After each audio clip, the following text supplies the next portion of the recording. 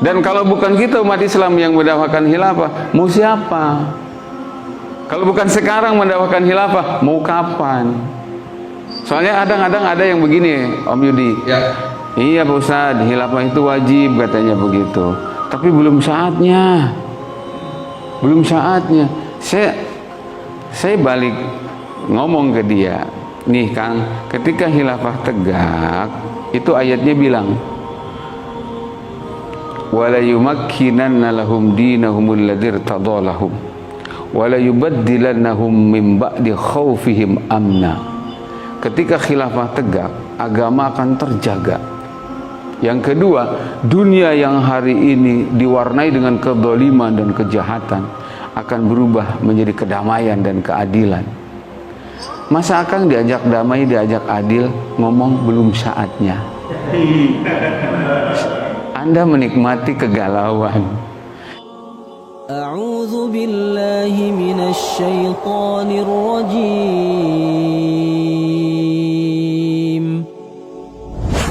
Bismillahirrahmanirrahim.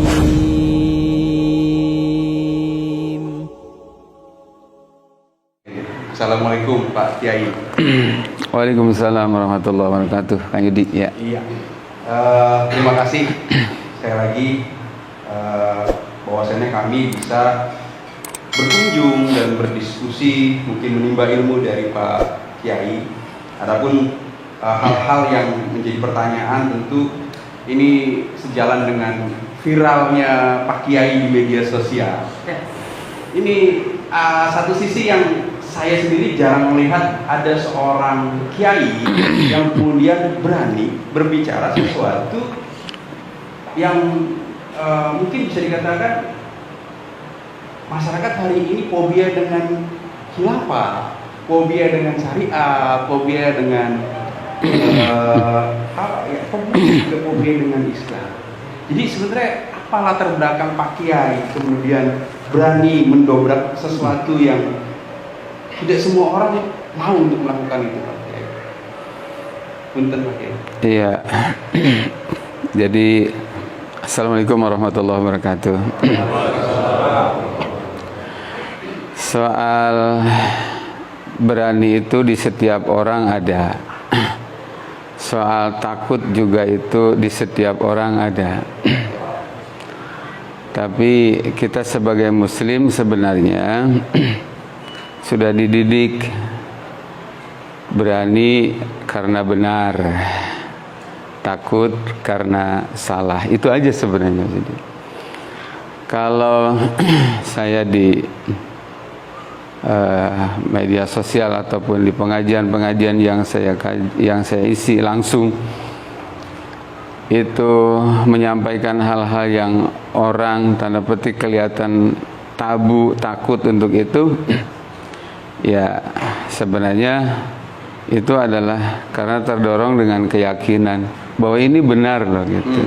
Karena ini benar, maka pantang bagi saya untuk takut gitu. Itu sih. Karena apa yang Pak Kiai sampaikan adalah satu kebenaran. Betul. Dan apa yang disebut benar itu kan harus pakai dalil.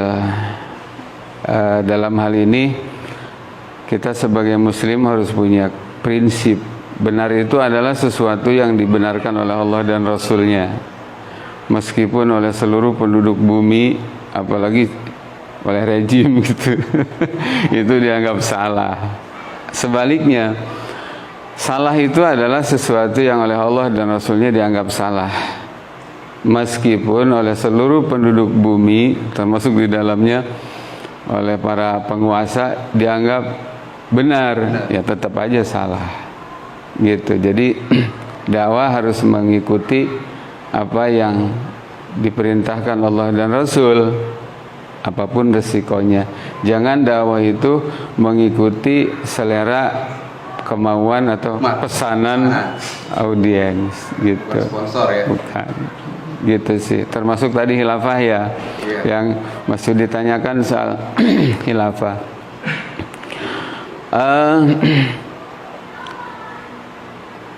Terserah mereka mau benci khilafah, asal tanggung jawab aja, lancang, menstigma negatif khilafah, itu urusan mereka. Termasuk khilafah dilarang, khilafah ancaman, itu urusan mereka. Urusannya juga bukan dengan saya, tapi dengan Allah dan Rasulnya. Tapi saya sebagai asli lulusan pesantren, punya kitab, ternyata khilafah itu wajib. Ya, di kitab-kitab semua 4 madhab itu memang khilafah itu wajib. Karena ini wajib, maka saya harus menyampaikan ini wajib. Soal opini mengatakan, oh ini terlarang, mari kita buktikan dalil, mari kita buktikan sejarah. Apa yang menyebabkan alergi dengan khilafah gitu. Misalnya mengancam keutuhan NKRI biasanya gitu kan. Saya bilang dengan khilafah negara Indonesia akan terjaga. Bahkan demi Allah, khilafah tegak hari ini, Ramadan ini, dengan izin Allah, Timur bisa balik lagi ke Indonesia. Gitu. Bukan karena khilafah Timur lepas. Papua sekarang bukan isapan jempol kan, sudah menyatakan lepas dari Indonesia, mengibarkan bendera lepas dari Indonesia. Tentara dibunuh, polisi dibunuh, petugas kesehatan dibunuh, kemudian warga sipil dibunuh juga. Mereka juga terang-terangan ngajak duel dengan tentara. Jadi kenapa? Menunjukkan bukan karena khilafah, muruah Indonesia sudah nggak dihargai sama OPM. Kalau ada khilafah, tentara itu institusi yang sangat disegani, nggak akan ada yang berani begitu. Dan ini semua terjadi bukan karena khilafah, tapi khilafahlah yang disalahkan. Itulah piciknya para penganut demokrasi. Karena dakwah itu kan nggak cukup hanya untuk membentuk kesolehan individu, harus juga merubah, membentuk sistem yang bagus, yang baik. Sistem yang bagus, sistem yang apa? Betul. Seberapa kafah Pak Kiai? Kafah itu, bahasa kafah itu bahasa Arab, artinya total. Ketika ditanya seberapa kafah, ya sekafah-kafah. Kafah itu kan total, betul. Berarti ganti sistem atau ganti negara? Wajib ganti sistem, wajib ganti rejim. Ya. Tapi bangsa tetap ya? Oh iya. Jangan dikira kalau Indonesia ganti sistem dari demokrasi yang sekuler, yang liberal, ya, yang saya katakan yang mengakui segala macam dosa, melegalkan segala macam kesesatan gitu, diganti dengan khilafah, bukan berarti terus Indonesia dihancur-hancurin, enggak, cuma ganti sistem dari buruk ke baik, dari jahiliyah ke Islam gitu. Hukum buatan bangsa-bangsa, manusia diganti dengan hukum Allah yang punya Indonesia. Ada muslim nggak Pak Kiai? Jangankan saya, Rasulullah juga dimusuhin. Jadi saya bukan siapa-siapa. Iya. Menyiasati itu agar ya kalau saya dengarkan baru pembukaan saja, saya lihat persona dari Pak Kiai, sebenarnya Pak Kiai sangat cinta dengan bangsa ini dan ingin memakmurkan. Betul. Kan gini, Om Yudi, ya. Kalau orang, saya katakan sih orang bodoh, walaupun mereka punya gelar di depan berendel, di belakang berendel. Kalau mengartikan cinta tanah air dengan ngecat mukanya pakai merah putih, dengan kemana-mana nyombong, aku Pancasila, aku NKRI. Bela Indonesia bukan begitu. Terus bagaimana caranya? Ikutin cara Nabi. Dan ini diabadikan lewat perkataan sahabat Umar. Laqad kunna adzalla qaumin. Kami ini dulu adalah kaum yang paling hina. Jahiliyah kan? Jadi mengalami 2 masa sahabat Umar. Fa'azzanallahu bil Islam. Kemudian Allah memuliakan kami, mengangkat kami dengan Islam. Jadilah kami bangsa yang maju, kata sahabat Umar tuh. Bangsa yang merdeka dalam arti yang sesungguhnya. Menjadi bangsa yang disegani, dihormati, bukan ditakutin. Disegani, dihormati. Bil Islam. dengan Islam. Famahma natlubul izza bi ghairihi adzallanallah. Kata beliau, maka kalau kita ingin mulia tapi bukan dengan Islam, itu salah. Yang ada Allah akan menghinakan kita. Begitulah ceritanya. Jadi untuk membuktikan bela Indonesia itu artinya apa? Berjuanglah siang malam supaya hukum jahiliyah yang sekarang dikekepin ini dibuang, diganti pakai Islam. Itu namanya cinta dan bela sejati untuk Indonesia, tempat di mana saya dilahirkan. Tanpa harus saya ngomong cinta negara. Tapi Pak Kiai, Ya. konteks Islam, apakah Islam secara agama atau Islam secara universal? Karena bangsa ini di dalamnya terdiri berbagai macam suku, Baik. budaya, keyakinan. Ya. Al-Islam dinun wa daulatun. Islam itu isinya adalah din, ya. Kaidah-kaidah, peraturan-peraturan yang menata hubungan antara makhluk dengan Khalik, Allah Sang Pencipta. Aturan-aturan yang menata agar setiap orang bisa berhubungan dengan dirinya. Termasuk di dalamnya nizamun yunaddimu alaqatal insan bil insan. Jadi tata aturan Islam itu memiliki tata aturan yang lengkap bagaimana seseorang bisa bergaul, berinteraksi dengan sesama manusia. Tidak dibatasi manusia di situ harus Islam dengan Islam aja.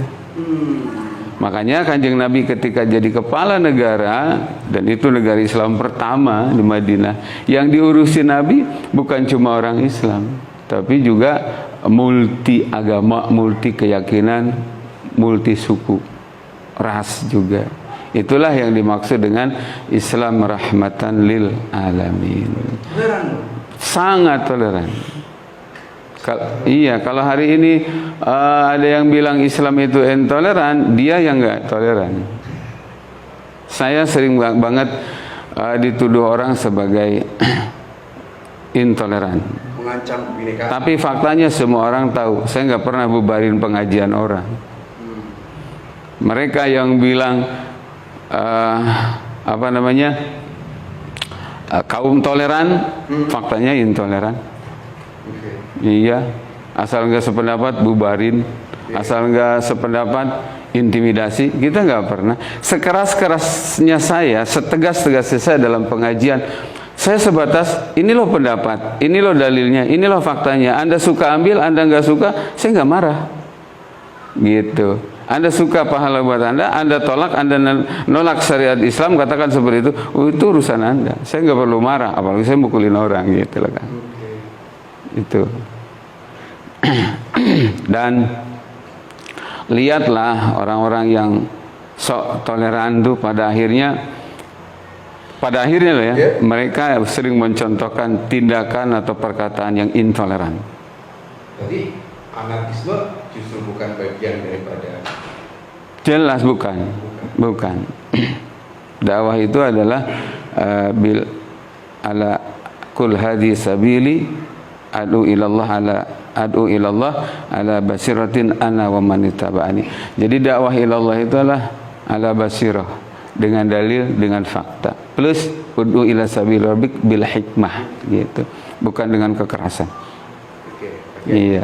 Baik, tadi Pak Kiai kan bicara ini karena suatu hal yang harus disampaikan. Betul. Seberapa persen Pak Kiai mencontoh Rasulullah Muhammad?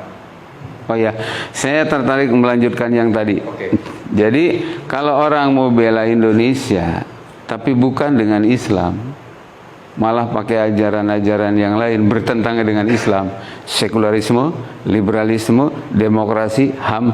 Saya berani sumpah ini bulan puasa ini, demi Allah Indonesia gak bakal merdeka, bahkan akan terus makin dalam jurang penjajahan neo-imperialisme. Kalau ingin merdeka, ganti hukum jahiliyah dengan Islam, ganti rejimnya dari demokrasi dengan khilafah, pasangannya khilafah syariat Islam itu. Dan khilafah harus dicatat Om Yudi, itu bukan ajaran ormas. Katakan itu ormas Hizbut Tahrir, bukan. Khilafah itu ajaran Islam. Hizbut Tahrir kan lahir tahun 53. Rasulullah mengatakan summa takunu khilafatan ala minhajin nubuwah, itu di awal-awal beliau di Bi'sah 1400 tahunan yang lalu. Begitu. Sahabat juga berijma tentang wajibnya khilafah. 4 imam madhab juga mengatakan wajib. Jadi saya termasuk orang yang tidak percaya kalau ada selevel ulama, kiai nggak ngerti khilafah itu wajib. Paling juga pura-pura nggak ngerti. Karena ulama sendiri mengatakan nggak ada perbedaan pendapat. La khilafah fi wujubih bainal ummah wala bainal a'immah illa ma ruya anil asom. Satu-satunya ulama yang mengatakan khilafah tidak wajib itu namanya Asom, seorang tokoh Mu'tazilah. Jadi kalau soal pendapat ulama khilafah itu wajib, nggak ada perbedaan.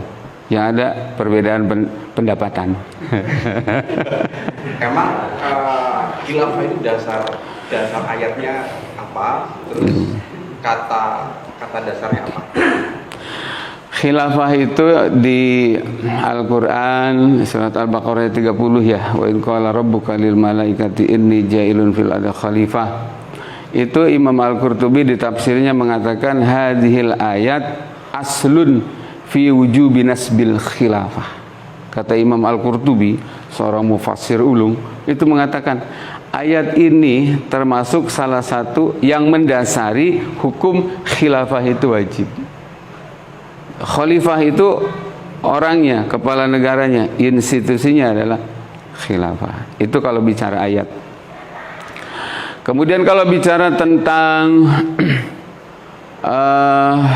hadis, kita bisa ambil mafhum, Om Yudi, bisa ambil mafhum diantaranya tentang hadis Nabi yang panjang lebar tuh. Takunu fikumun nubuwah, masya Allah antakun, summa yarfa'uha Allah ila sya'a yarfa'aha. Jadi kata Nabi itu begitu.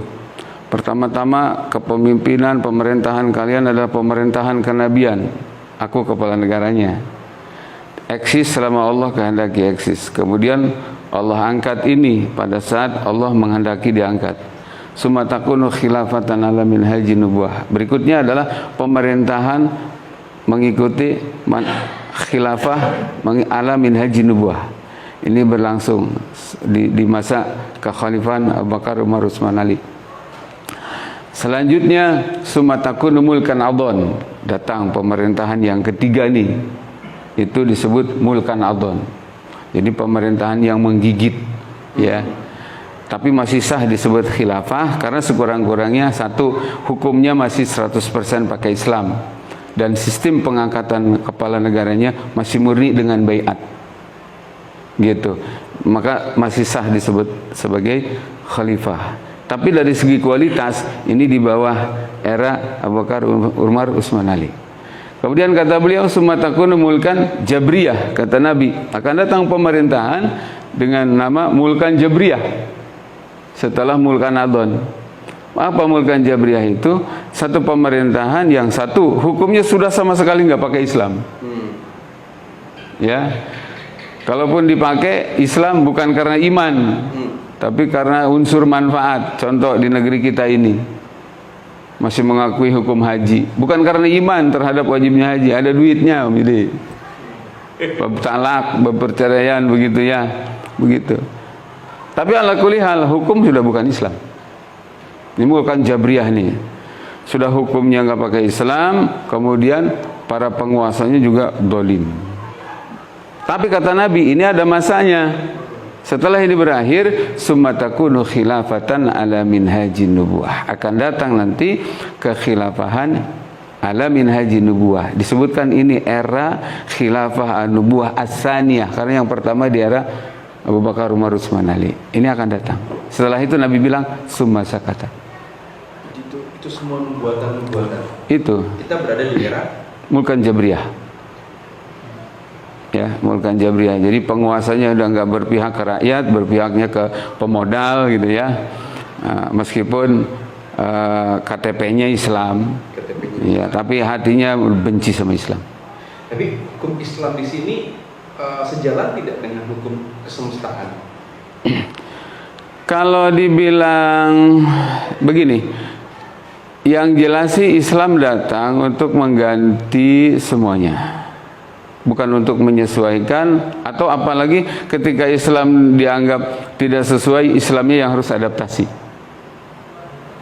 Seperti pernyataan Pak Mahfud MD, dakwah kita ini tugasnya adalah mengindonesiakan Islam, bukan mengislamkan Indonesia. Itu kata-kata yang apa itu? Ya, jadi Islam itu mau di-Indonesiakan. Jadi nanti apa yang ada di Indonesia, kulturnya apa, yang baik, yang buruk, yang hak, yang batil, pokoknya Islam harus mengikuti selera ini.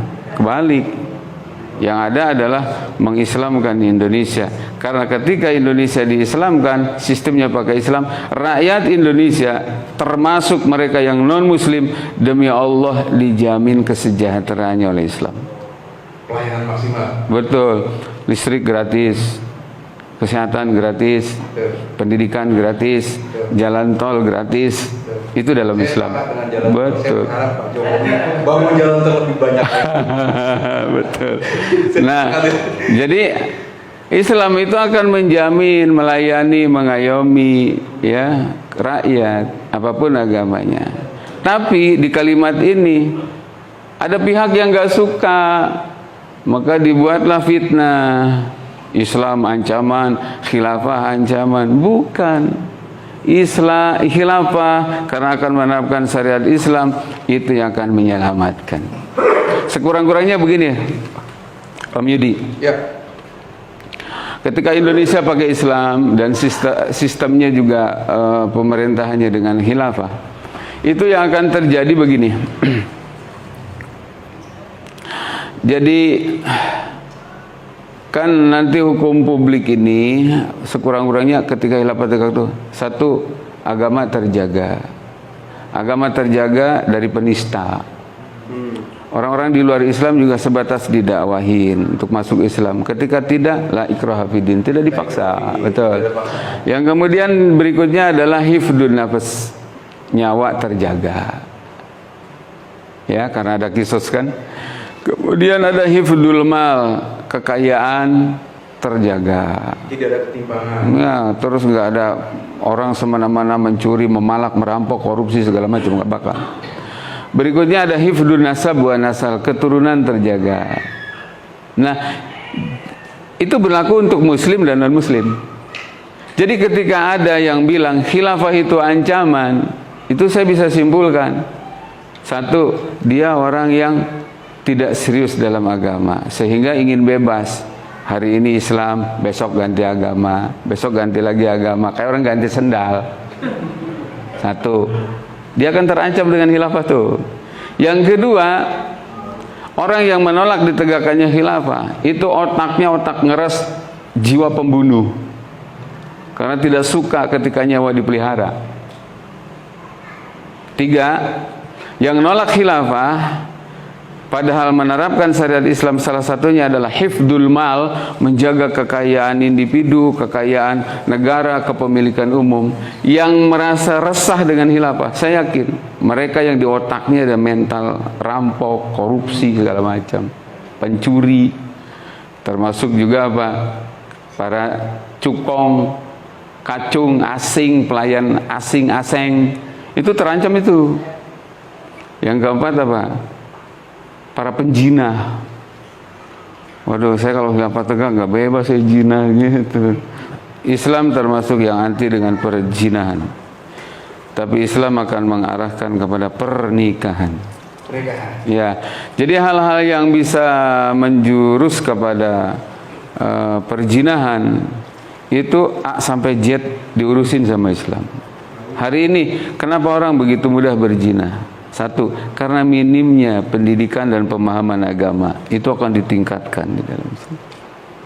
Yang kedua, perzinahan. Kenapa banyak orang senang dengan perzinahan? Karena di Indonesia zina itu dilegalkan. Legal. Sekurang-kurangnya saya bisa menyimpulkan dari Kemendikbud. nomor 30 tahun 2021 itu. Isinya itu legalkan zina itu. Apa tuh Pak Kiai? Saya belum tahu nih, saya baru tahu. Ya buka ya, rinciannya begitu. Dan ini didiskusikan di banyak forum.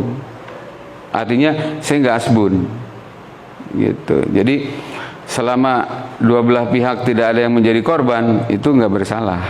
Itu bukan delik hukum. Kan itu artinya apa? Monggo bari jinah mah. Gitu. Betul. Bahasanya memang tidak dilegalkan, tapi seperti itu.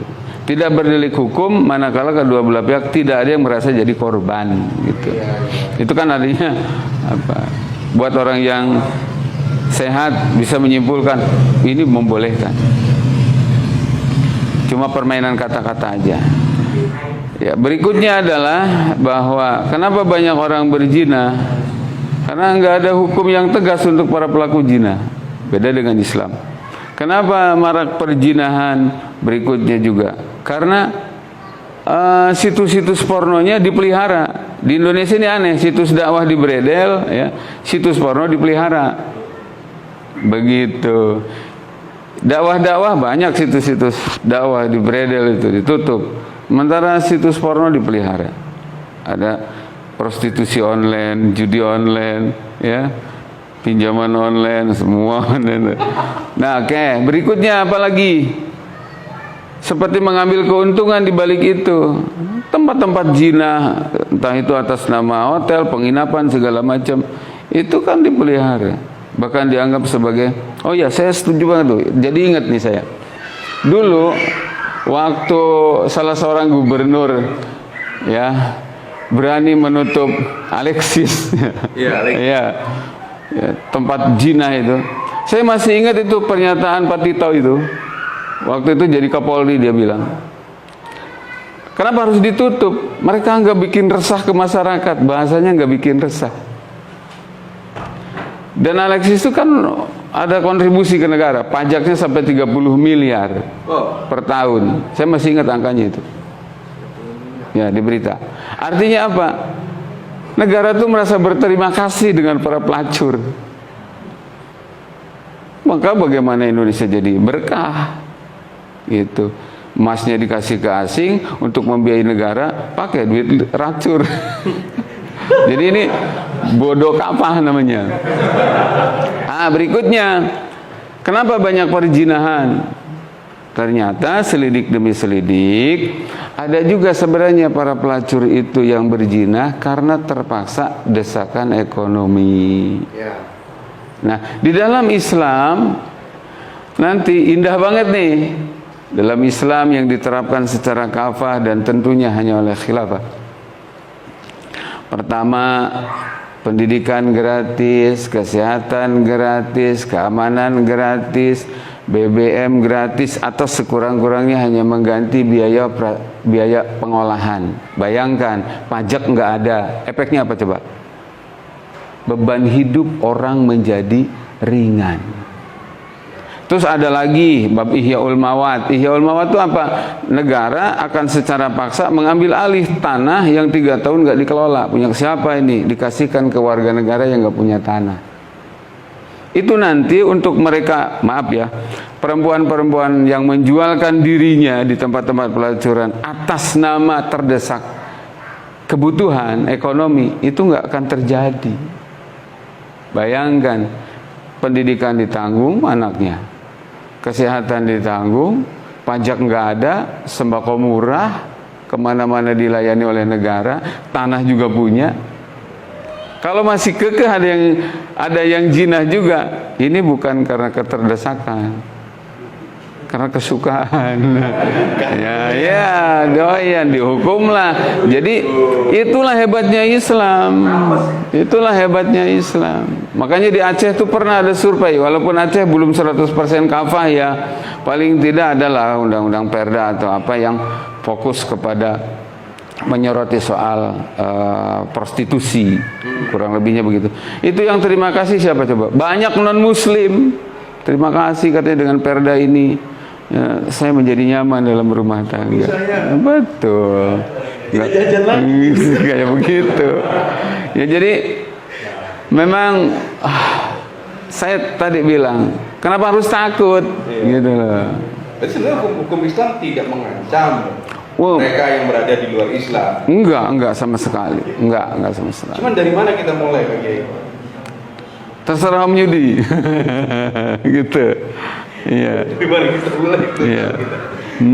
Jadi kalau mau bela Indonesia tuh pakailah sebagaimana Nabi membela tempat kelahirannya. Jadi seberapa Iya. persen kita nyontoh Nabi? Baik. Mencontoh Nabi itu ada kaidah ya. Di usul fikih itu ada al-aslu fi af'alin nabi al-ittiba illa ma warada ad-dalilu ala takhsisihi bin nabi. Jadi hukum asal mencontoh semua perbuatan Nabi itu adalah wajib, kecuali ada dalil yang menjelaskan bahwa bidang ini khusus untuk Nabi gitu. Kalau yang itu kita enggak diperintahkan untuk ikut ke Nabi. Tapi selama tidak ada dalil yang mentaksis, maka kita wajib mencontoh Nabi gitu. Wajib. Ya. Poligami. Waduh, poligami. Wajib. Iya. Beliau juga poligami. Ya. Perlu tahu saya nih. Baik. Hukum Islam itu kan ada wajib, haram, sunnah, makruh, mubah ya. Ya. Nah, poligami itu jatuhnya di mubah. Boleh. Boleh. Iya. Apakah seorang itu memahami Quran harus pergi keluar negeri Pak Kiai atau sekolah jauh? Sebenarnya seseorang yang mungkin tanda petik hijrah, Iya. habis hijrah, kemudian akhirnya memilih hidup di dalam Islam atau menjadikan Islam sebagai jalan hidupnya, itu memulai memahami Quran itu dari mana sebenarnya? Ya, kalau di mana ngaji, kepada siapa, tempatnya di mana aja bebas. Yang penting kalau jurusannya ke Quran, ya belajarlah ke ahli Quran, ahli mahraj, ahli tajwid gitu. Naik peringkat ke pemahaman Al-Quran, tentu ke ulama-ulama yang menguasai nahwu shorof, yang bisa membuka kitab-kitab tafsir. Tidak harus ke luar negeri. Indonesia udah banyak para ulama. Gitu maksudnya. Iya. Ulama-ulama itu rata-rata 30 tahun ngajarin wudu mulu kan? Ah, itu masalahnya. Jadi iya, tadi pagi itu, tadi sore jam 4. Saya ngajar anak santri, ya kitabnya Nidham Islam. Pas babnya bab juga Nidham Islam. Saya jadi teringat karena Om Yudi nanyain ya. Iya. Di Islam itu ternyata tidak ada dikotomi. Ini ruhaniawan, otomatis jangan nyentuh politik misalnya. Ini ulama tugasnya ngurusin ibadah aja, 30 tahun babudu gak kelar-kelar misalnya gitu. Urusan ekonomi, budaya, sosial, pendidikan, hankam, politik, bernegara, itu bukan urusan saya. Itu dikotomi, bahasa ininya sekuler. Itu yang sekarang terjadi. Jadi benar, ulama di Indonesia ini banyak. Tapi sayangnya ulamanya banyak yang tidak mencontoh Nabi. Sebagai ulama menguasai ilmu agama sekaligus juga menguasai urusan dunia, politik dunia. Karena beliau seorang pemimpin dunia. Betul. Pemimpin bangsa. Iya. Jadi satu hal yang terjadi, saya berani loh tanggung jawab dan saya nggak takut kewalat. Iya. Ya. Kalau mengkritik apa yang terjadi kekurangan di ulama itu bukan berarti sul adab ke ulama. Tapi ini bicara tentang fakta ilmiah, sesuatu yang bisa dibuktikan. Ya. Jadi walaupun pintar banget ilmu agamanya, tapi kemudian disekat pemahamannya. Kamu ranahnya ranah urusan ini aja deh, bab ibadah aja, salat, zakat, puasa, haji, jangan ikutin urusan ini. Nah, ini penyakit sebenarnya. Ya, betul. Perintah kafah itu adalah memahami Islam utuh, mengajarkan Islam utuh, mempraktekkan Islam utuh. Begitu. Secara keseluruhan, Ya. holistik, Iya. secara utuh. Jadi di Islam itu nggak boleh ada ini bidangnya apa, rohaniawan, ahli wirid, ahli dikir, ahli tapakur, terus menafikan urusan kehidupan, urusan sosial kemasyarakatan. Itu bukan urusan saya mau urusan semedi gitu. Itu bukan. Dalam Islam nggak ada istilah begitu, nggak boleh. Bagaimana Nabi, bagaimana para sahabat adalah contoh ideal mempraktekkan Islam. Mereka ahli dikir, tapi mereka juga ahli ekonomi. Mereka ahli wiridan, nangis di tengah malam, besoknya ahli administrasi, gitu. Canggih ini. Nah, yang sekarang dipraktekkan oleh banyak orang, termasuk mohon maaf, banyak oknum ulama dan kiai, nggak begitu. Dah, saya mau ngurusin ngajar aja, urusan pertama naik mah bukan urusan saya. Waduh, kacau.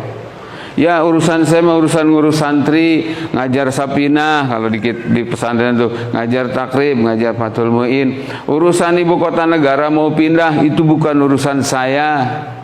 Parah ini, kacau.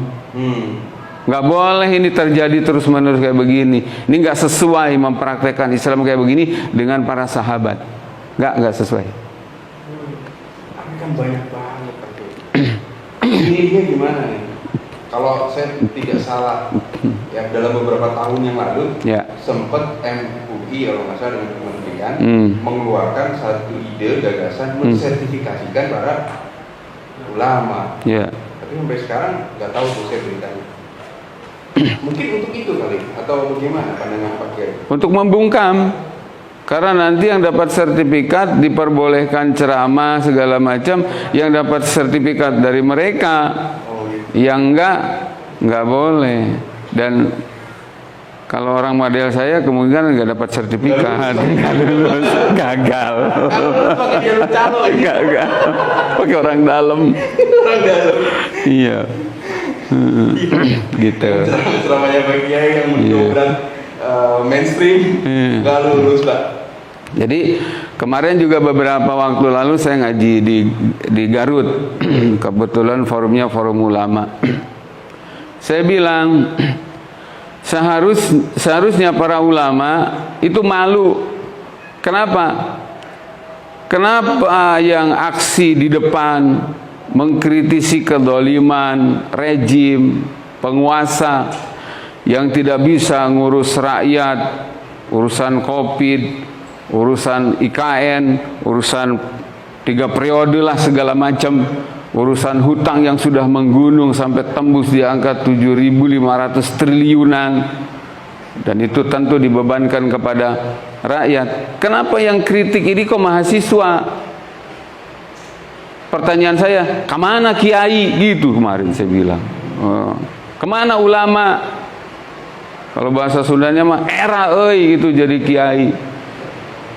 Urusan kritis tentang kedoliman yang menimpa umat kalah cepat sama anak-anak. Malu saya, bener, serius.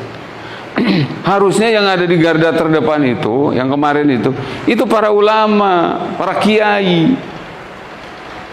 Ya, sejarah saya pernah dengar bahwa rumusan ya sebelum PKI itu kan dalam itu para kiai juga. Betul. Ya itu tadi yang tadi Om Yudi bilang, ya maaf masih banyak yang nggak peduli dengan persoalan kehidupan, taunya urusan pesantren aja, ngajar kitab, urusan rakyat bagaimana makan apa enggak, negara kelilit hutang kayak begini, kedaulatan negara sekarang sudah nggak ada. Pengen bukti Om Yudi? Boleh. Contoh. Kan Indonesia pernah nih ngebor minyak di Kepulauan Natuna, dimarahin sama Cina coba. Artinya apa? Udah nggak ada harga dirinya ini, tanda petik nih negara ini. Udah begitu, pernah juga ada kapal Cina ngambilin ikan di Kepulauan Natuna. Bukannya dilarang, sempat terjadi kejar-kejaran. Cuma itu pakai senjata, ini yang ngejar pakai keris. Aduh ampun, lucu banget. Terus ada seorang menteri bilang, Cina itu bukan mencuri ikan, tapi mengejar ikan Cina yang lari ke Indonesia. Saya bilang, lah ya lu pikir otak bangsa Indonesia bodoh? Orang udah pada melek sekarang, gitu Midi. Oke, Pak Kiai, balik lagi ke khilafah sebagai satu sistem hukum yang mungkin juga sebagai bentuk dari sebuah ideologi. Mungkin apakah nanti pemerintahan ini juga akan berganti, bukan presiden, atau menjadi sebuah kerajaan gitu, parlemen gitu? Baik, khilafah bukan ideologi, Om Yudi. Oh, bukan ideologi. Bukan. Oke. Ya, yang ideologi itu adalah Islam. Islamnya ideologi. Ya. Baik. Kalau khilafah itu tepatnya adalah bagian dari syariat Islam. Ini penting diluruskan. Terus, ya di dalam sistem khilafah, saya bandingkan dengan demokrasi lah ya. Boleh, boleh. Ya. Jadi bedanya begini, khilafah itu nanti bedanya dengan demokrasi, calon pemimpinnya harus memenuhi kriteria 7 syarat.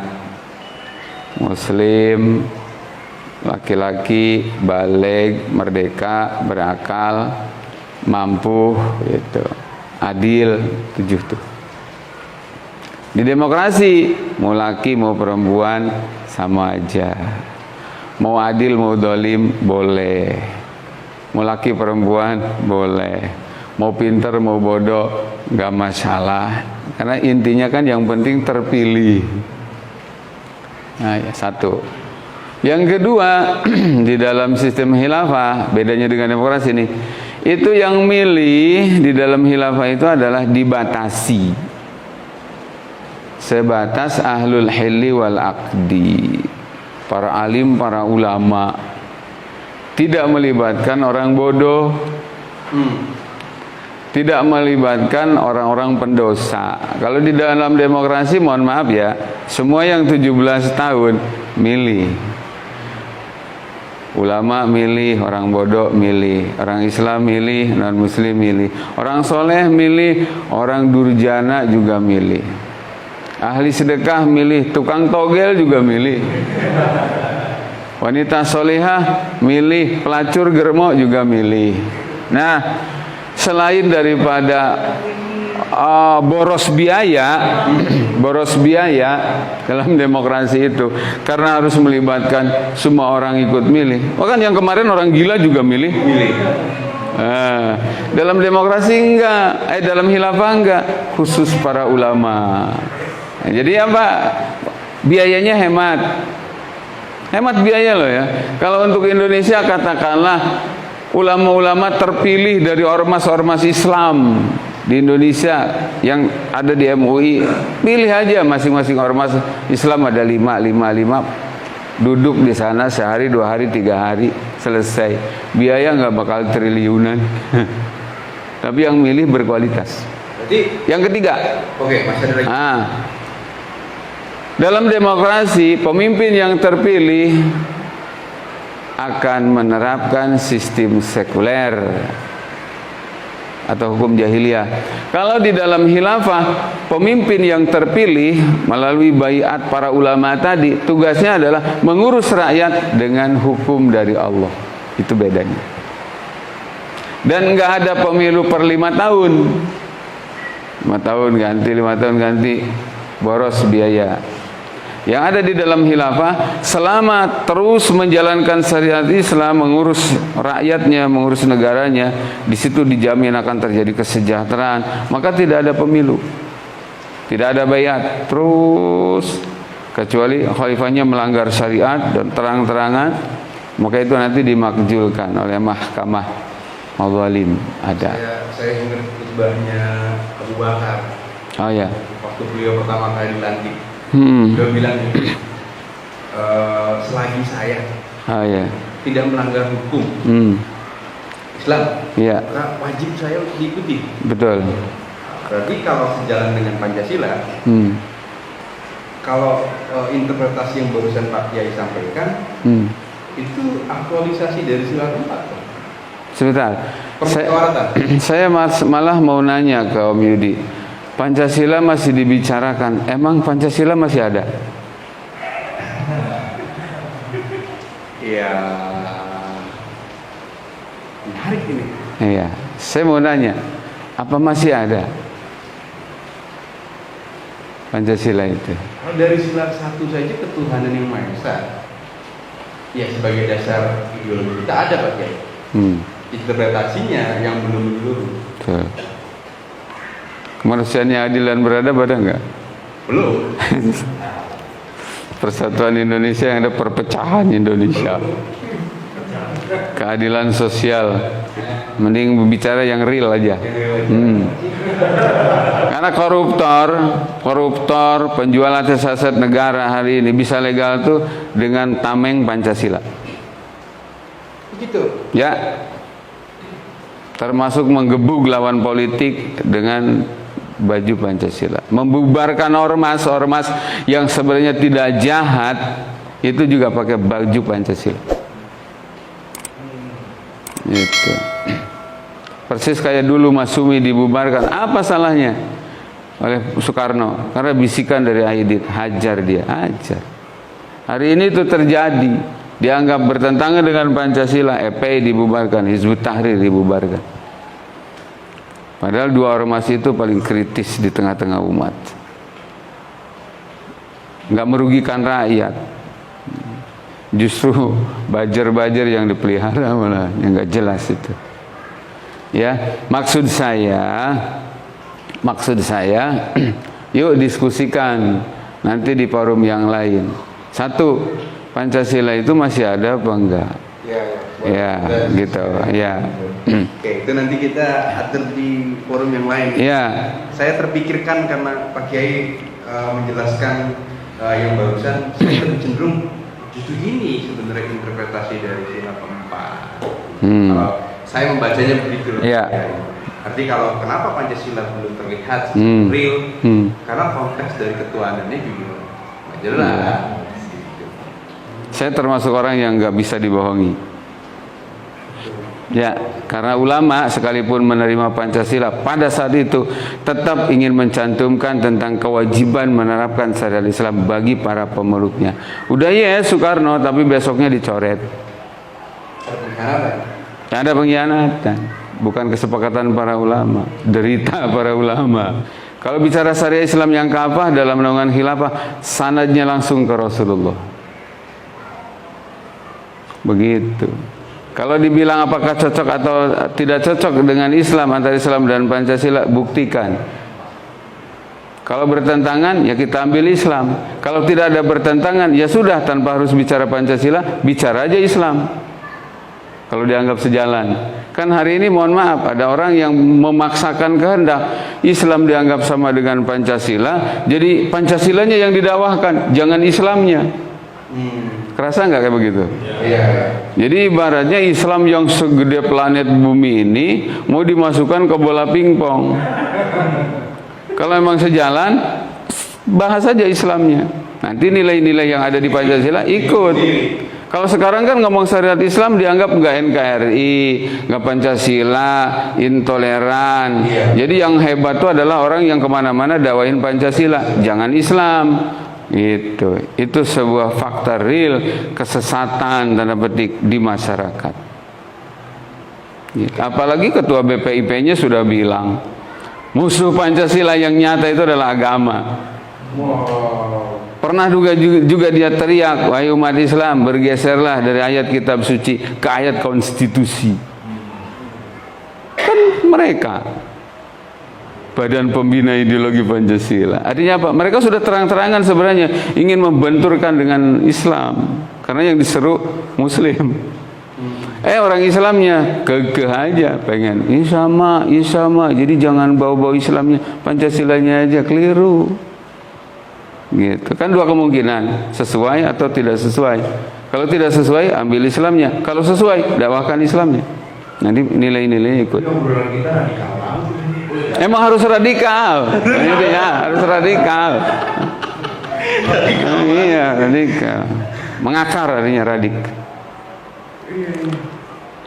Dan Tapi pakai bukan cinta anarkis kan? saya benci dengan anarkisme, saya benci dengan terorisme, apalagi benci, mengutuk saya. Ya, berislam itu harus radikal, mengakar gitu. Kayak tadi saya bicara tentang bagaimana cara menghilangkan pelacuran, kan harus radikal. Betul. Nggak bisa pelacur ditangkap di penjara sementara dia terpaksa. Lalu dalam Islam penyelesaiannya radikal. Oh, ini karena pendidikan yang lemah. Oh, karena ini tidak adanya sanksi. Oh, ini karena adanya situs-situs porno. Oh, ini karena apa? Terdesak, punya anak 6, butuh pendidikan segala macam, butuh kesehatan, kurang makan, kurang gizi segala macam, anak yatim kan. Duh. Itu sama Islam, nggak ujug-ujug dihukum, ini pelacur, dilihat. Itu radikal. Mengakar, Iya. dasar. Iya, mengakar dan berdasar. Dan jangan salah Om Yudi, hari ini tuh radikal tuh dinegatifkan ketika itu dinisbatkan ke Islam. Padahal sesungguhnya bersamaan dengan ini komunis juga radikal, kapitalis tuh radikal. Dan kafah juga mereka. Kapal banget. Tapi itu nggak diangkat, ya, gitu. Liberal juga radikal, sekuler juga radikal. Ya, jadi saya termasuk orang yang selalu bilang ke jamaah, ke teman-teman pengajian tuh, ya dakwahkan Islam apa adanya, jangan ditambahin, jangan dikurangin, dan dengan akhlak yang mulia, dengan tidak memaksakan orang, ya, cukup sampaikan dalil, sampaikan fakta gitu. Nanti kemungkinannya Pak diterima atau ditolak. Ditolak levelnya beda-beda. Ada sekedar ya gitu aja ada. Tapi ada juga yang menolak sambil mitnah, ini radikal. Kalau gara-gara dakwah Islam yang benar dikata radikal, jangan takut. Buka bajumu, tepuk dada. Saya radikal sejati gitu. Gitu. Kita menjadi Oke. Kita lebih dari 1 jam ini. Lanjut, saya cari topik lain. Kita ngomongin mudik ya Pak Kiai. Iya. Yang kapan sih istilah mudik? Mudik ya. Itu hukumnya apa itu mudik tuh? Kalau selama tidak dikatakan wajib, ya artinya yang nggak mudik tuh nggak merasa berdosa, yaitu mah mubah-mubah aja. Nggak bisa dibilang wajib, nggak bisa dibilang haram, nggak juga dibilang sunnah. Tapi kalau isi dari mudik itu adalah silaturahmi, ya, kemudian ketemu orang tua, pulang dari perantauan, yang kayak begitu, ya masuk. Iya. Karena kan rata-rata mudik itu adalah satu tradisi dalam suatu menyambut atau perayaan dari Idul Fitri. Menurut Quran, apa itu Idul Fitri? Id kembali al-fitri fitrah, ya, sambungannya dengan hadis Nabi, kullu mauludin yuladu alal fitrah. Wa innama abawahu yuhawidani au yunassirani au yumajjisani. Jadi setiap bayi yang lahir itu kan fitrah, kayak kertas putih gitu. Ibu bapaknya lah yang punya pengaruh penting, ini anak jadi Yahudi, jadi Nasrani, jadi Majusi atau apa. Jadi kembali ke Idul Fitri artinya kembali ke fitrah. Jadi setelah puasa sebulan, ya, taraweh, hatam Quran, terus tingkatkan ibadah sunnah, perketat diri dari maksiat. Ketemu tuh hari dimana karena bonus dan fadilah-fadilah di hari-hari Ramadan, ampunan dosa segala macam, maka orang ini di hari raya setumpuk menggunung pahala dan kebaikan, 0% dosa. Jadi Idul Fitri itu cuma bagi mereka yang ibadah. Kalau konteksnya dalam hukum Islam, itu bagaimana kaitan Idul Fitri dengan hukum Islam? Kalau sebentar, ada ulama mengatakan laisal id liman kana saubuhu jadid walakinnal id liman kana imanuhu tazid, liman kana ta'atuhu tazid gitu. Jadi id itu bukan bagi mereka yang bajunya baru, nggak puasa juga ngaku Idul Fitri, ya puasa enggak, itu taraweh enggak, dia paling depan di garda terdepan Idul Fitri. Ya bukan bagi mereka. Idul Fitri itu adalah buat orang yang selama Ramadan berjuang keras gitu ya, meningkatkan keimanan dan ketaatan. Sehingga disebutkan di situ, Id bukan untuk orang yang bajunya baru, tapi Id bagi orang yang iman dan taatnya bertambah. Gitu. Laisal id liman kana subuh jadid, walakinnal id liman kana imanuhu wa ta'atuhu tazid. Gitu. Masih belum puas nih, Pak Kiai. Karena kita bahas delapan ya, tadi kita bahas delapan. Ya. Kaitannya dengan Idul Fitri, konteks idnya sendiri nih Pak Ustaz, yang masih belum ngeklik kalau saya penjelasan Pak Ustaz terkait dengan sistem khilafah. Apakah nanti akan tetap ada Idul Fitri ketika khilafah ada? Ada. Tetap ada? Iya. Dalam arti gini loh, serangkaian ibadah terkait yang dikhususkan di Idul Fitri itu kan ya, satu penetapan Syawal, satu Syawal. Kalau ada khilafah nggak akan ada terjadi Lebaran Senin dan Kamis, Kamis dan Jumat, nggak ada. Memulai puasa Sabtu dan Minggu, nggak ada. Ra'yul imam yarfa'ul khilaf. Gitu. Nanti khalifah yang memutuskan, kembali ke hukum syara. Sumu li ru'yatihi wa abtiru li ru'yatihi. Berpuasalah kamu di satu Ramadan karena melihat bulan, atau berlebaranlah kamu di satu Syawal karena melihat bulan. Nanti itu di seluruh dunia melakukan ru'yah. Selanjutnya isbat, khalifah yang memutuskan. Jeder. Gitu. Jadi ketika khilafah tegak, nggak akan terulang nih kayak begini-gini nih.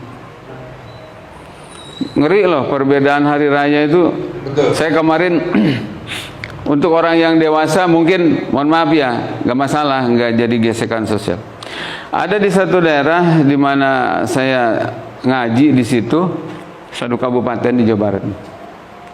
Gara-gara beda Lebaran, berikutnya bikin masjid berbeda. Awal-awalnya nggak langsung bikin masjid, tapi ada satu rumah yang dimanfaatkan pakai toa.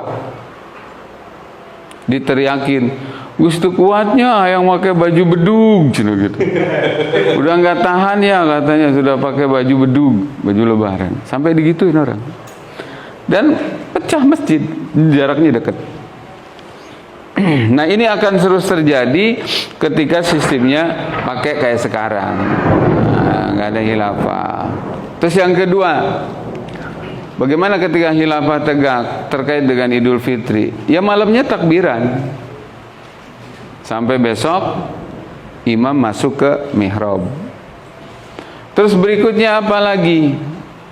Berlaku tuh hukum syariat ya, selama Lebaran, hari raya Idul Fitri nggak boleh puasa gitu kan. Puasanya nanti tanggal 2. Berikutnya apa? Tradisi silaturahim, saling kunjungi itu dilestarikan. Tapi tempat-tempat maksiat, nah itu paling dibereskan semua sama khilafah. Kan sekarang tuh ada kecenderungan orang judulnya bahagia, mengekspresikan kebahagiaan hari Idul Fitri, tapi malah maksiat. Iya. Banyak gitu. Nah itu khilafah tegak itu nggak akan ada. Betul, mabok segala macam. Punya uang. Ya.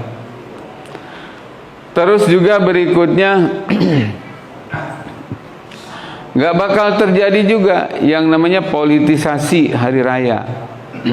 Sama dengan juga politisasi pencitraan penetapan satu Ramadan, nggak bakal seperti itu kan ya. Kembali lagi, terus apalagi hal-hal yang merupakan syariat di hari raya ya berlaku. Hal-hal yang pelanggaran gitu ya, apalagi sistemik nggak bakal ada. Kultur masyarakat yang menyalahgunakan event Idul Fitri untuk hura-hura, untuk maksiat, itu juga nggak ada. Tempat hiburan ada dalam Islam. Hiburan itu kan mubah, tapi yang menjurus ke maksiat dijamin nggak ada. Apakah bisa? Bisa, negara punya power, nutup jalan tol aja bisa kok. Nanti 28, 29, 30 lajur tol itu kan dibuat satu arah. Karena negara yang mengatur, orang merakyat tunduk aja. Nanti juga begitu, kata negara, jangan ada nih tempat-tempat maksiat, peluang-peluang maksiat, rakyat menurut aja. Gitu. Tapi pertanyaan saya tadi belum kejawab tuh Pak Kiai. Ya. Gimana caranya? Mulai dari mana? Yang mana? Membangun khilafah itu. Oh ya, menarik nih. Khilafah itu kan wajib ya, Kang Yudi. Karena wajib maka sebagaimana sholat, caranya diajarin. Puasa wajib, caranya puasa diajarin. Haji wajib bagi yang mampu, caranya haji diajarin. Khilafah wajib, diajarin sama Nabi. Gimana cara membangun khilafah itu? Itu kan? Ya. Diambil dari Sirah Nabawiyah, ternyata thariqah untuk membangun khilafah itu caranya adalah satu, taskif, pembinaan. Jadi pembinaan ya secara rutin, terstruktur gitu. Yang kedua, tafaul ma'al ummah. Interaksi dengan umat, sampaikan khilafah itu wajib. Ada yang nolak, ada yang nerima, biasa. Gitu. Jangan sombong ketika diterima, jangan putus asa ketika dakwah ditolak. Sampaikan aja terus. Nabi melakukan itu nomor satu. Yang ketiga, talabun nusrah. Orang-orang khusus itu merapat kepada tokoh-tokoh simpul umat. Datangi para jenderal, datangi para ulama, mereka-mereka yang suaranya didengar di masyarakat, dakwahin mereka tentang wajibnya khilafah. Nanti apa yang terjadi? Gini, orang-orangnya terbina, masyarakatnya sudah ngerti, kemudian para tokoh juga sudah paham. Itu pada saat terakhirnya nanti Allah yang akan menjadikan perubahan. Tiga. Dengan itu ya di surat An-Nur 55. 55 wa'adallahu alladziina amanu minkum wa 'amilus shalihat. Jadi dengan demikian cara mendirikan khilafah enggak ada cara keempat dan kelima, cuma 3 doang.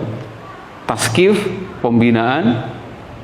Pastikan para pejuang syariah khilafah itu adalah orang-orang yang terbina. Yang kedua, tafaul mal ummah. Jelaskan kepada umat, akibat tidak ada khilafah, syariat Islam tidak tegak. Akibat syariat Islam tidak tegak, akhirnya yang tegak hukum jahiliyah. Akibat dari hukum jahiliyah yang tegak, ekonomi kita hancur, moral kita hancur, pendidikan kita hancur, keamanan negara kita hancur, gitu. Bangsa kita menjadi bangsa yang mohon maaf hanya pindah model. Dulu dijajah secara fisik, hari ini dijajah non fisik. Gitu. Kasih tahu ke umat. Kasih tahu ke umat, nih BBM sekarang mahal, itu akibat tidak diterapkan pengelolaan sumber daya alamnya tidak pakai syariah. Minyak goreng kemarin langka, bilang karena tidak ada khilafah, akibat tidak diterapkan syariat Islam. Gimana cara itunya? Kasih data. Hampir 25 juta lahan perhutanan ya, yang sejatinya itu merupakan kepemilikan umum, dikelola sepenuhnya oleh negara, diserahkan kepada rakyat, diserahkan kepada 19 pengusaha. Akhirnya apa? Terbesar kebun sawitnya, tapi sulit mendapatkan minyak goreng. Sekalinya keluar, harganya sudah melambung tinggi. Ada yang bermain, siapa? Mafia. Gitu. Apa namanya tuh? Kartel. Iya, gitu. Jelaskan dalam khilafah, enggak mungkin. Nanti umat ketika sadar menerima khilafah, 2 kemungkinan. 1, kalau orang yang beriman dikasih ayat, dikasih hadis langsung iman. Ini loh ayatnya, ini hadisnya, ditopang ini loh kesepakatan para sahabat, inilah kesepakatan para ulama. Orang yang imannya benar dengan itu langsung iman. Tapi ada juga orang yang dengan ayat, dengan dalil nggak masuk, kasih fakta. Ya, mudeng dia. Oh, gitu ya. Nah, itu lumayan. Yang kasihan tuh yang bebel banget, dikasih ayat nggak terima, dikasih fakta juga nggak mudeng. Kadang-kadang saya mikir, ini orang kasih makanan apa sampai belet kayak begini gitu. Sekurang-kurangnya kan nggak ngerti ayat, nggak ngerti hadis, dengan fakta berasa gitu loh. Gitu. Tadi yang keempat dan kelima apa Pak Ustaz? Nggak ada. Pak Kiai? Nggak Tiga aja. Tiga. Oh, hanya tiga saja. Iya, taskib, tafaul, talabun nusrah. Jadi ini penting nih. Biar orang pada tahu, tidak ada cara mendirikan khilafah dengan kudeta. Menarik. Enggak ada. Setuju ini. Enggak ada. Revolusi pemahaman iya. Revolusi pemahaman iya. Menuntut pergantian sistem iya, nanti pada saatnya akan terjadi itu. Tapi itu kan anugerah. Kalau berdasarkan surat anugerah kan Anugerah tapi ada proses. Dapat anak itu anugerah.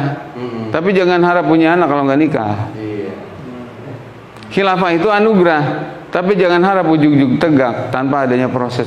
Dan kalau bukan kita umat Islam yang mendakwakan khilafah, mau siapa? Gitu. Kalau bukan sekarang mendakwakan khilafah, mau kapan? Soalnya kadang-kadang ada yang begini, Om Yudi. Ya. Iya Pak Ustadz, khilafah itu wajib katanya begitu. Tapi belum saatnya. Belum saatnya. Saya balik ngomong ke dia, nih Kang, ketika khilafah tegak, itu ayatnya bilang, wala yumakkinanna lahum dinahumul ladzi irtadalahum wala yubaddilannahum min ba'di khaufihim amna. Ketika khilafah tegak, agama akan terjaga. Yang kedua, dunia yang hari ini diwarnai dengan kedzaliman dan kejahatan akan berubah menjadi kedamaian dan keadilan. Masa Akang diajak damai, diajak adil, ngomong belum saatnya. Anda menikmati kegalauan. Ketika khilafah tegak, perzinahan itu disanksi tegas. Masa akhirnya apa? Rumah tangga orang pada nyaman. Diajak begitu, Anda bilang belum waktunya. Oh, Anda menikmati perzinahannya. Jangan-jangan Anda termasuk orang penzina ini. Gitu. Ketika khilafah tegak, koruptor itu dibabat habis itu. Tegas banget koruptor itu. Kan salah satu yang menyebabkan Indonesia bangkrut itu karena kejahatan koruptor kan. Dan saya berani bilang Om Yudi, kalau koruptor itu sesungguhnya adalah tidak lebih baik daripada teroris. Saya berani bilang ancaman di Indonesia radikal, teroris itu berapa persen kalaupun ada, yang nyata jahat dan biadab itu adalah para penjahat koruptor itu. Dia membunuh nyawa secara pelan-pelan. Hak bayi untuk mendapatkan susu gratis dimakan sama dia. Jadi kita jangan tergiring opini seakan-akan radikul. Ridikol. Ya, teroris dan anehnya kan selalu disudutkan ke Islam kan? Iya. Sebenarnya saya ingin bilang yang jahat itu adalah para koruptor. Bukan berarti saya menafikan di Indonesia ada paham terorisme ya. Mungkin ada. Tapi saya keberatan kalau itu selalu diidentikan dengan Islam. Dan kalaupun ada, apakah mereka lebih jahat daripada koruptor? Saya nyatakan tidak. Yang jahat banget itu adalah koruptor. Saya tahu undang-undang dibuat tuh atas pesanan asing melalui mereka. Gitu menjadi. Ya.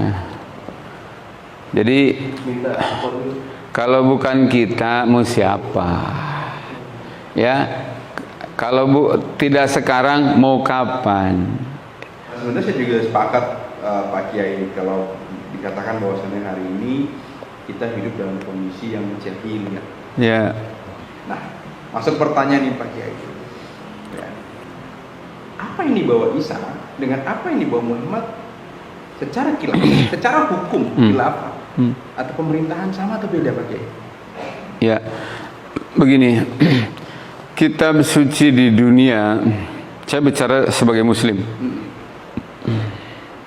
Yang dijamin keasliannya itu adalah Al-Quranul Karim. Sedangkan kitab suci di luar Al-Quran itu fakta, semuanya sudah diamandemen. Lain negara, lain bahasa, lain isi, lain kesimpulan. Maka ketika satu kitab suci sudah tidak murni lagi, tidak asli lagi dari Allah apa adanya, itu di situ sudah masuk hukum buatan manusia. Entah volumenya berapa persen, tapi sudah tidak murni lagi. Satu. Yang kedua, kalau tadi yang dimaksud adalah kitab suci Injil yang asli, ya, itu juga mengatur politik, misalnya. Maka saya hanya mengimani kitab suci Injil yang asli adalah sebagai kalamullah, kitab suci yang saya sebagai muslim wajib mengakui itu. Tapi maaf, dalam konteks pengamalan sudah tidak dibenarkan orang Islam mengamalkan kitab suci selain Al-Quran. Jadi ketika ditanya apakah sama atau tidak, kalau kembali ke kitab suci Injil yang asli boleh jadi, karena sumbernya sama-sama dari Allah. Itu ya. Tapi kalau sudah diamandemen, sudah dirubah, saya nggak percaya itu sebagai kitab suci. Dan yang ketiga, kalau itu sama-sama ini asli, terus ada kesamaan, bukan berarti saya boleh mengambil dari Injil, dari Taurat, nggak boleh. Saya hanya diperintahkan mengimani kitab suci, termasuk Injil, Taurat, dan Zabur, tapi dalam pengamalan saya hanya diwajibkan mengamalkan Al-Quran. Begitu. Runutan tauhidnya begitu. Ini ya. Betul. Mengimani ya. Ya. Tapi mengamalkan tidak. Mengamalkan tidak. Mengoperasionalkannya. Iya. Artinya Quran bisa dioperasionalkan. Wajib. Iya. Melalui khilafah itu. Betul. Namanya. Betul. Dari khilafah, ayat-ayat itu bisa menegakkan syariat-syariat yang ada. Ya. Begitu ya. Iya. Jadi kan itu ayatnya ada tuh di ayat Al-Quran, wa qur rabbi adkhilni mudkhala sidqin wa akhrijni mukhrija sidqin waj'al li min ladunka sultanan nasira. Jadi wahai Nabi, katakanlah, kata Allahnya, minta ya Allah masukkan aku ke Madinah dengan benar, keluarkan aku dari Mekah dengan benar, dan beri aku kekuasaan yang menolong. Sultanan nasira. Itu adalah salah satu yang Allah perintahkan kepada Nabi agar Nabi berdoa minta itu, kekuasaan yang menolong. Menarik, salah satu kitab tafsir Ibnu Katsir itu saya ingat kalimatnya. Qala Qatadah, Ibnu Qatadah, anna Allah Ta'ala 'allama an-nabiyya sallallahu alaihi wasallam bihadhil ayah. Dengan ayat ini Allah sedang mendidik Nabi. Apa isi pendidikannya? An la taqata lahu bihadal amri. Nabi itu tidak akan kuat untuk menegakkan ini agama dengan target kafah, illa bisultanin, kecuali harus dengan kekuasaan. Jadi Islam tegak tanpa kekuasaan mustahil. Nah, kalau mengkritisi ayat yang tadi, ya, sebelum ada Sultan Nasira, kan tadi itu keluarkan saya dan kemudian masukkan saya dengan cara yang benar. Berarti ada proses dong. Kalau misalkan khilafah ingin tegak, harus ada proses di mana in dan outnya dulu nih. Iya. Iya dong. Ada proses di mana seseorang untuk berpindah dulu. Ya. Ya. Maksudnya gini.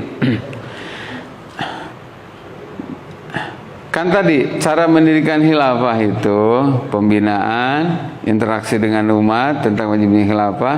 Kemudian ada orang-orang khusus banget mendatangi orang-orang yang menjadi simpul ummah itu. Ya. Bahwa Daulah Islam pertama terjadi di Madinah. Nah, ya. Nabi melalui proses hijrah itu tidak menafikan dengan apa yang saya sebutkan tadi. Jadi Nabi tiba-tiba jadi kepala negara di Madinah itu hasil daripada 3 sebelumnya. Pengkaderan, interaksi dengan umat, tokoh-tokoh didakwahin, dapatlah dukungan. Bedanya apa? Yang didakwahin di Mekah konsentrasi Nabi. Nabi hanya mengutus beberapa sahabat pilihan untuk mendakwahi tokoh-tokoh di Madinah. Ternyata yang menerima Islam di Madinah. Yasrib. Ala kulli hal, kemudian Nabi ke sini pindah. Karena tempat yang menerima untuk ditegakkannya syariah dengan kepala negaranya Rasulullah itu Madinah. Nah, soal ini mah soal apa?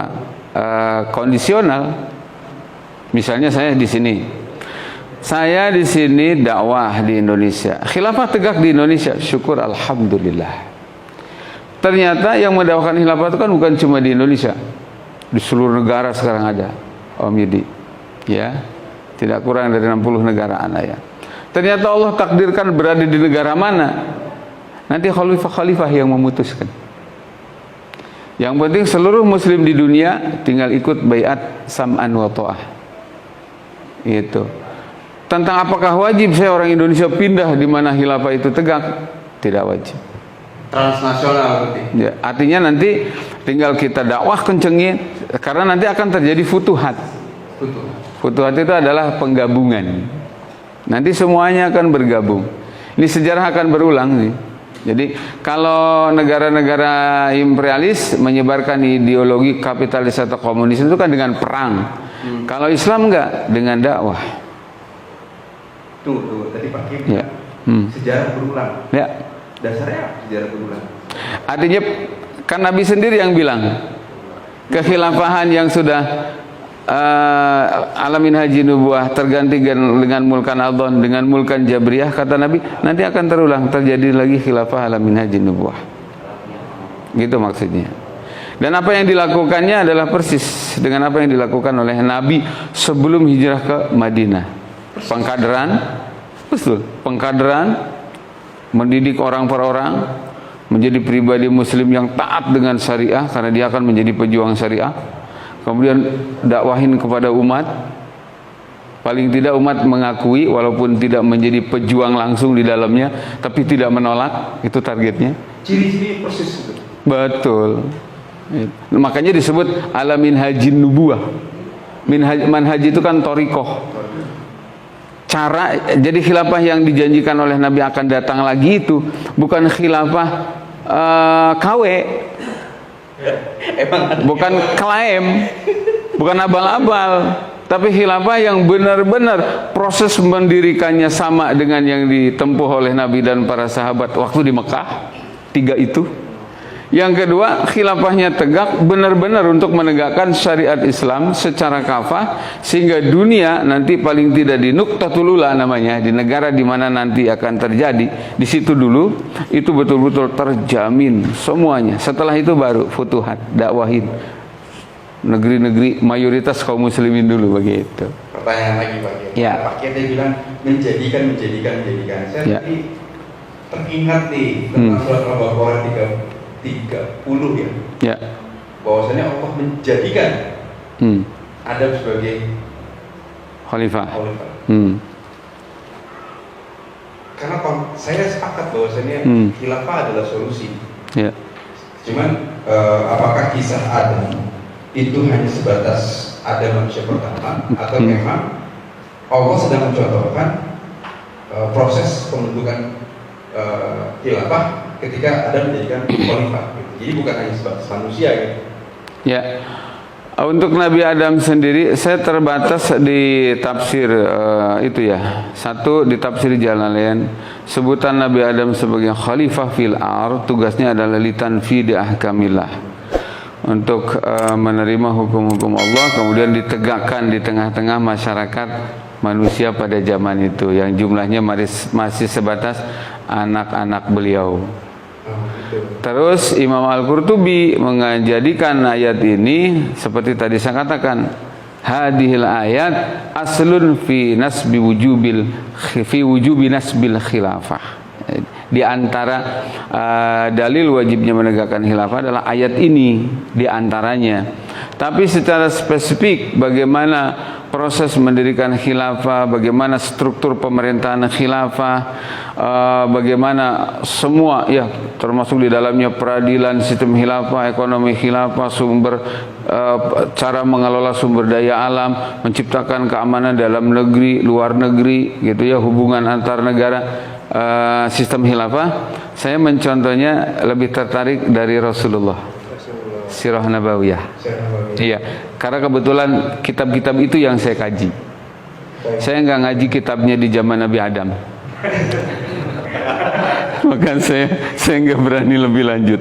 Tapi yang tadi, bahwa dalam tafsir Ibnu Katsir itu disebutkan, jadi Allah mendidik Nabi dengan ayat ini bahwa Nabi itu tidak akan kuat. La taqata lahu bihadzal amri, buka kitab tafsir kajian, illa bisultanin, kecuali dengan kekuasaan. Artinya apa? Kalau Nabi saja, manusia yang afdalul makhluqat, imamul anbiya wal mursalin, itu untuk menegakkan agama kafahnya harus dengan sultan. Terus hari ini mengatakan nggak perlu pakai pemerintahan, Islam bisa jalan sendiri. Siapa elu? Nggak mungkin. Nggak mungkin. Mustahil. Jelas kan? Begitu. Jadi saya optimis ini hanya persoalan kapan dan di mana. Demi Allah pasti tegak. Zaman ini, di era ini, itu sama dengan orang disebut, ya Rasulullah, kapan kiamat terjadi? Kata Nabi, kamu sudah persiapkan apa untuk kiamat? Jadi ketika orang nanya, Ustaz, kapan khilafah tegak? Saya balik nanya, kontribusi apa kamu untuk tegaknya khilafah? Jadi kembali kepada kita. Yang pasti Om Yudi, karena ayatnya jelas, janjinya juga ada. Andai kata malam ini saya mati, khilafah belum tegak, apakah saya rugi? Tidak. Ada ayat menyebutkan, wa may yakhruj min baitihi muhajiran ilallah summa yudrikul maut faqad waqa'a ajruhu 'ala Allah. Siapa orang yang keluar rumah pada saat itu kan ingin hijrah dengan Nabi, kemudian di jalan meninggal dunia, maka pahalanya sudah utuh sebagaimana Nabi dan sahabat lain yang sudah sampai di Madinah. Makanya ada bahasa dari ulama, mautul mu'min ala niyatih wa amalih. Kematian seorang mukmin itu bernilai sesuai dengan niat dan aktivitasnya. Saya mati sedang perjuangan menegakkan khilafah, jangan khawatir. Pahala besar yang Allah janjikan, efek dari khilafah itu tegak, saya dapat semua. Palestina dibebaskan, penindasan di mana-mana dihentikan. Untuk konteks Indonesia, Freeport diambil alih oleh khalifah, diserahkan kepada rakyat semuanya, tidak dimakan oleh pejabat. Itu kan sedekah gede banget. ya betul. Nah itu saya dapat itu nanti. Perzinahan nanti dipertegas, dia hukumnya ditegakkan dengan tegas, pahalanya besar banget. Saya dapat itu semua. Jadi jangan khawatir, gak usah pakai nanya kapan khilafah tegak. Yang lebih pantas adalah kontribusi apa sih untuk tegaknya khilafah. Karena buat orang yang gak berjuang, meskipun malam ini khilafah tegak, dia gak kebagian apa-apa. Yang dapat jatah itu adalah apa yang dijanjikan Allah dan Rasul bagi pejuang. Jelas nggak Midi? Jelas. Iya gitu. Seperti itu.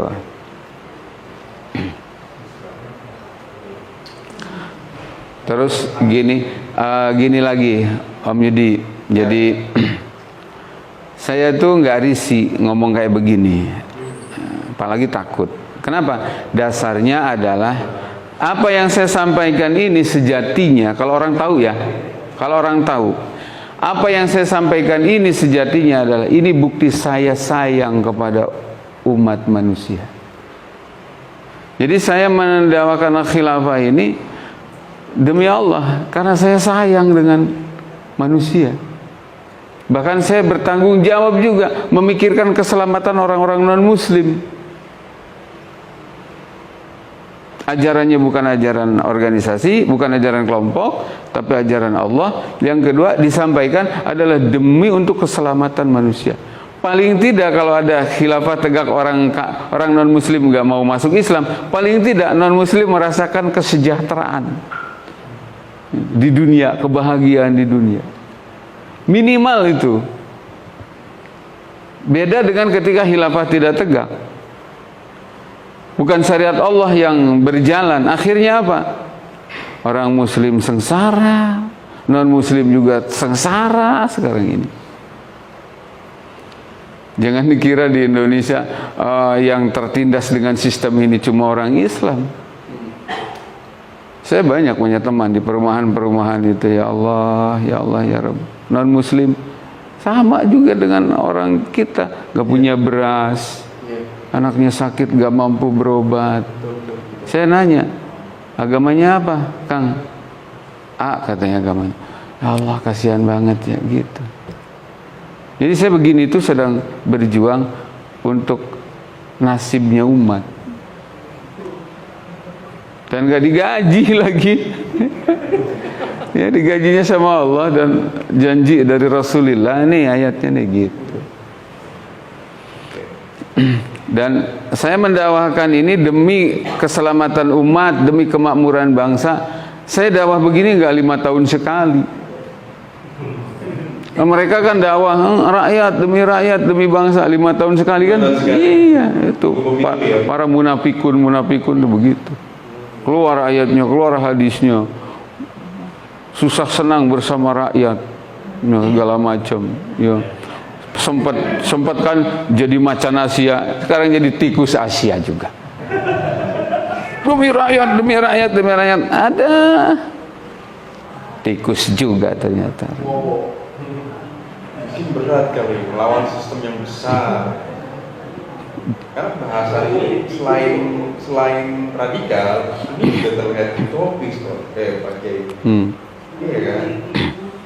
Orang kalau nggak menyentuh kolbunya, ini suatu hal yang utopis.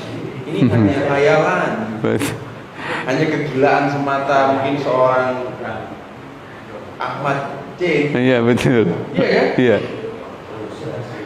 Makanya Sayyidina Ali bilang, undur maqala wala tandur man qala. Perhatikan isi yang disampaikan, jangan kamu melihat siapa yang menyampaikan. Seorang Ahmad Zainuddin bukan siapa-siapa, tapi yang didakwahkannya hakul yakin. Ini adalah langsung SK dari Allah dan Rasulnya. Merintanginya bukan merintangi saya. Ya sudduna an sabilillah gitu. Gitu. Jadi Sayyidina Ali yang bilang itu, jangan lihat siapa orangnya, lihat kontennya. Konteks. Iya. Konteks. Iya. Yang saya perjuangkan jelas ayatnya, jelas sejarahnya, jelas jaminan akan datangnya lagi. Yang mereka perjuangkan demokrasi, apa jaminannya? Udah jadi kacau begini pun masih dipoles-poles, ditutup-tutupin. Percuma. Tersungkur juga. Gitu. Jadi. Oke. Di surat Al-Baqarah 185 itu kan bicara Ramadan lagi. Konteks Ramadan itu seperti apa, Pak?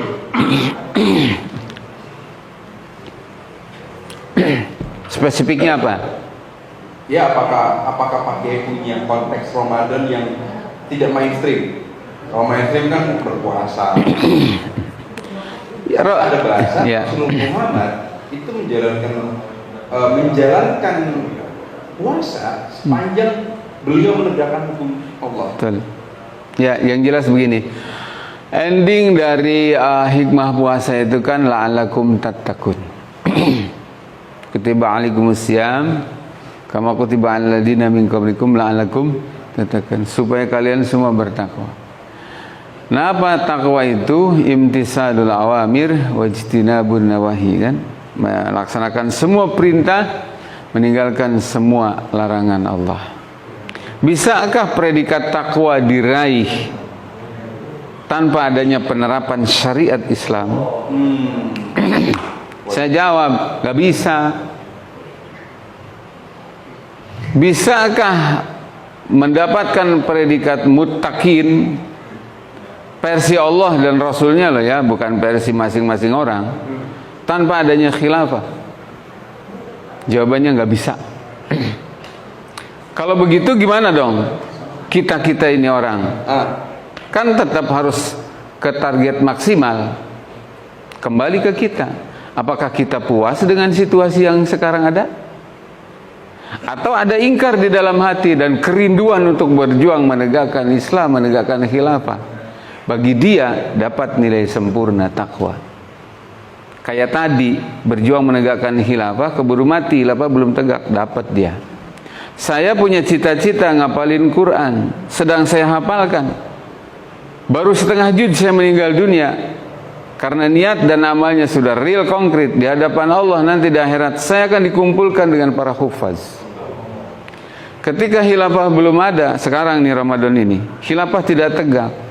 Bisakah saya mendapatkan nilai predikat takwa yang diperintahkan oleh Allah dan Rasulnya? Bisa. Siapa? Yaitu orang-orang yang tidak memahami hanya sekedar puasa, tapi juga meyakini bahwa takwa itu harus orang dan sistem.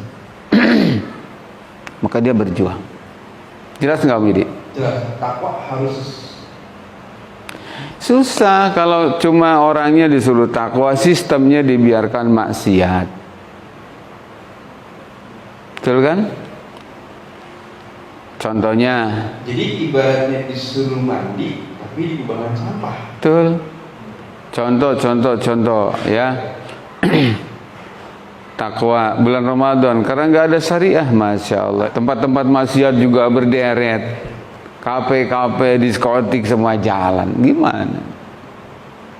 Gitu. Jadi itu satu, bahwa perintah puasa yang sejatinya untuk mengantarkan kita menjadi manusia-manusia yang takwa, ya maka ini takwa ini perlu ditopang.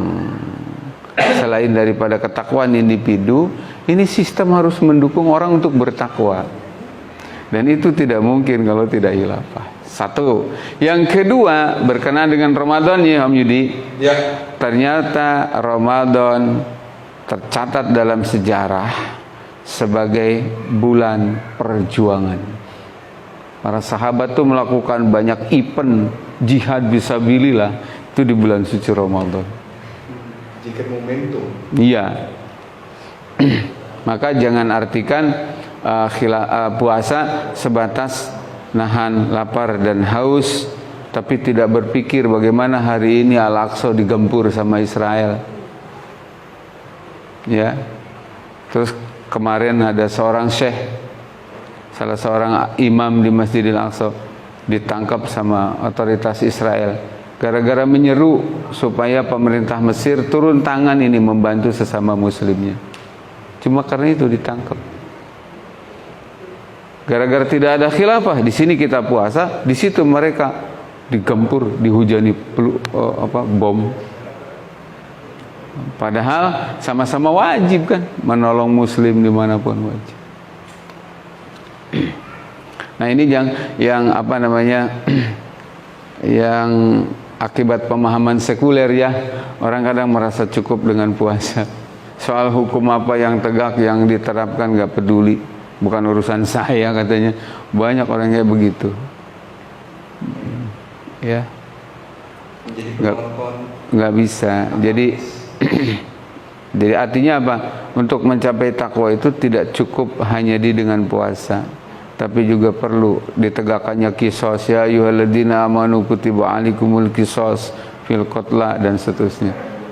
Wa fil qisasi hayatun ya ulil albab segala macam. Ya ayyuhalladzina amanu kutiba alaikumul qisas, coba. Sama persis dengan ya ayyuhalladzina amanu kutiba alaikumus siyam. Kenapa siam diambil qisas dibilang radikal? itu masalahnya. Ini nih, jadi orang Islam itu sekarang ya, saya kritik dah orang-orang Islam deh.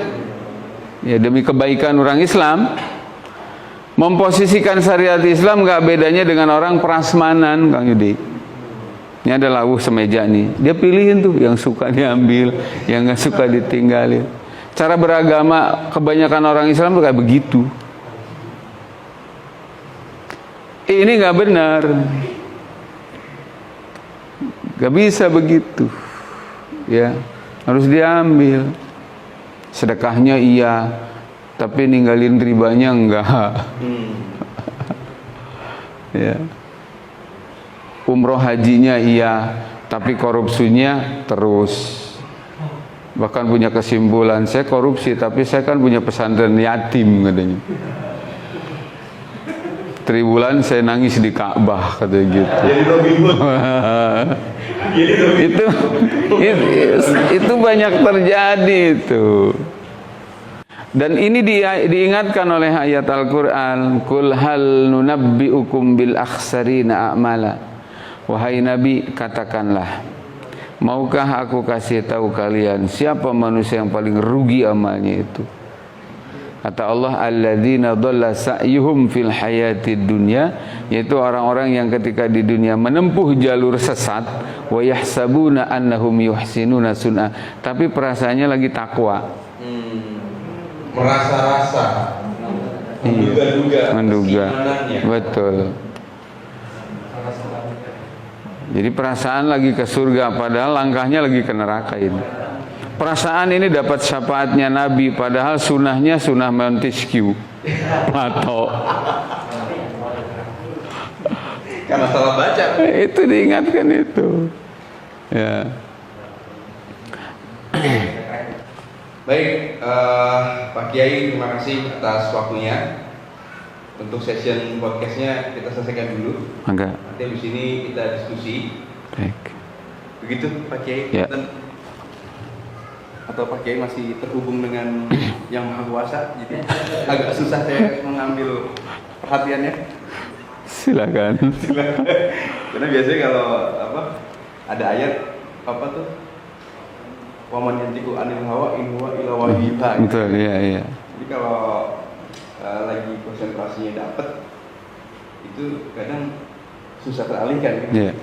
Jadi sekali lagi terima kasih Pak Kiai Ahmad Zain atas waktu dan kesempatannya sudah berbagi ilmu, menambah khasanah buat kita semua di bulan suci Ramadan ini, terutama untuk di channel kami di Suwarna. Baik, orang-orang yang percaya, kita barusan banyak mendapatkan pemahaman-pemahaman yang mendobrak dari anti mainstream ya, terkait dengan hal-hal yang sebenarnya khilafah adalah satu sistem yang cinta damai. Betul.